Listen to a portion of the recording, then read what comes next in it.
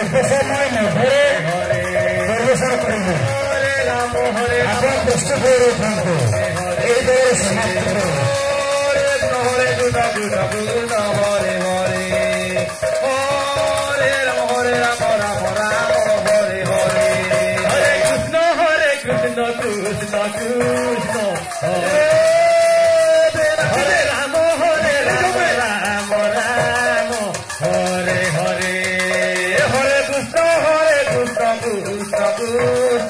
Oh